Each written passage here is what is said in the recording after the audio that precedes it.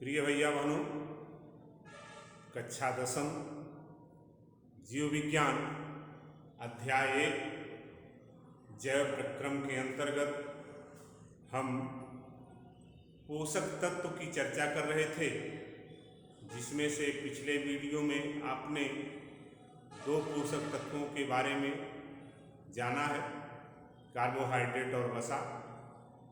आज हम शेष पोषक तत्व प्रोटीन, विटामिन के बारे में चर्चा करेंगे।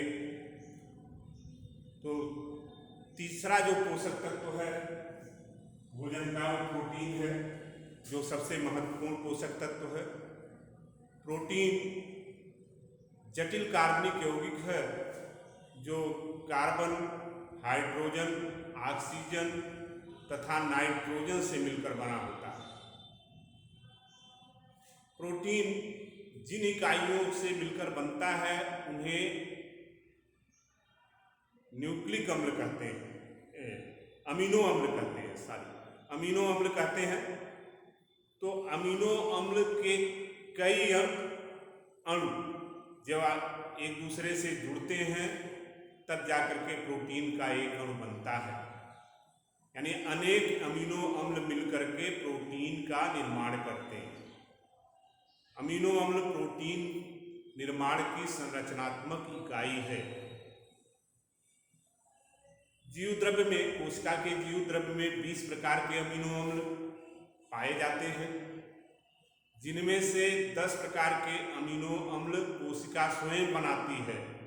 इन्हें अनावश्यक अमीनो अम्ल भी कहते हैं। शेष 10 प्रकार के अमीनो अम्ल हमें भोजन से प्राप्त होता है, जो आवश्यक अमीनो अम्ल कहलाते हैं। अमीनो अम्ल के द्वारा प्रोटीन का निर्माण होता है। प्रोटीन एक महत्वपूर्ण पोषक तत्व है, जो शरीर की वृद्धि और विकास के लिए आवश्यक है। साथ ही शरीर में होने वाली टूट फूट के मरम्मत के लिए प्रोटीन की आवश्यकता होती है। प्रोटीन कई या जितने भी प्रकार के एंजाइम होते हैं उनका निर्माण भी प्रोटीन द्वारा ही होता है। एंजाइमों का निर्माण, हार्मोन्स का निर्माण प्रोटीन द्वारा होता है।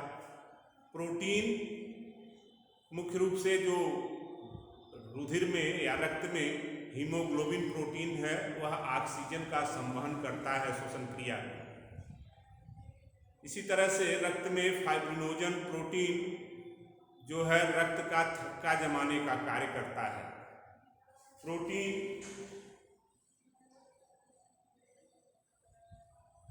एक महत्वपूर्ण पोषक तत्व है, जो मुख्य रूप से दाल, सोयाबीन, फली वाली सब्जियां, मटर या जितनी भी दालें हैं, दूध, पनीर, मांस, मछली, अंडा आदि से प्राप्त होता है, यानी यह इसके प्रमुख स्रोत हैं। अगला जो पोषक तत्व है वह है विटामिन्स। विटामिन शब्द का प्रयोग सर्वप्रथम 1911 में फुंक नामक वैज्ञानिक ने की थी, और विटामिन B1 को पहली बार पृथक किया गया। विटामिन सी के बारे में पहले से ही जानकारी थी। विटामिन भी जटिल कार्बनिक यौगिक हैं, जो शरीर में सूक्ष्म मात्रा में आवश्यक होते हैं। यह शरीर में रोगों से लड़ने की क्षमता उत्पन्न करते हैं, यानी रोग प्रतिरोधक क्षमता का विकास करते हैं। विटामिन्स की कमी से कई प्रकार के अपूर्णता जन्य रोग हो जाते हैं, जैसे विटामिन ए की कमी से रतौंधी, विटामिन सी की कमी से स्कर्वी, बी की कमी से बेरी, डी की कमी से रिकेटस आदि तमाम प्रकार के इसकी कमी से होने वाले रोग हैं, जिसका मैं चार्ट भेज दूंगा, जिसे आप लोग उत्तर पुस्तिका पर व्यवस्थित रूप से सारणी बनाकर लिखेंगे। विटामिन्स 2 प्रकार के होते हैं,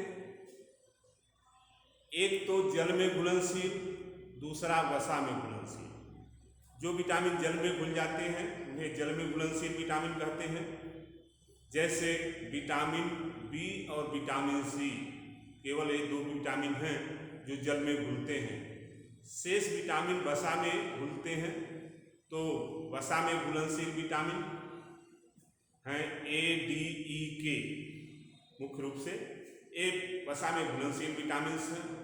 तो इसको आप जीव विज्ञान की उत्तर पुस्तिका पर व्यवस्थित लिख करके अभ्यास करेंगे।